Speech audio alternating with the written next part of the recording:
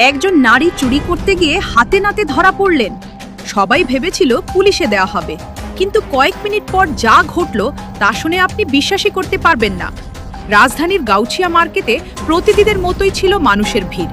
হঠাৎ একটি কাপড়ের দোকানে চুরির অভিযোগে এক নারীকে আটক করা হয়। মুহূর্তের মধ্যেই চারপাশে উৎসুক মানুষের ভিড় জমে যায়।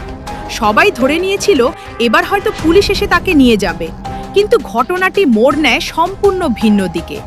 দোকান মালিক ওই নারীকে আলাদা করে ডেকে জানতে চান কেন তিনি এমন কাজ করতে বাধ্য হলেন। তখন জানা যায় তিনি একজন স্বামীহারা নারী, রয়েছে একটি ছোট সন্তান। দীর্ঘদিনের অভাব, অনটন আর সন্তানের মুখে খাবার তুলে দেওয়ার অসহায় চেষ্টাই তাকে এই অবস্থায় নিয়ে এসেছে বলে দাবি করা হয়। নারীর কথা শুনে দোকান মালিক এমন সিদ্ধান্ত নেন যা উপস্থিত সবাইকে অবাক করে দেয়। তিনি বলেন, শাস্তি দেওয়ার চেয়ে যদি একটি জীবন বদলে দেওয়া যায় সেটাই হবে বড় মানবিকতা। এরপর তিনি ওই নারীকে বিয়ের প্রস্তাব দেন এবং তার সন্তান সহ দায়িত্ব নেয়ার ইচ্ছা প্রকাশ করেন। ঘটনাটি সামাজিক যোগাযোগ মাধ্যমে ছড়িয়ে পড়তেই শুরু হয়েছে ব্যাপক আলোচনা।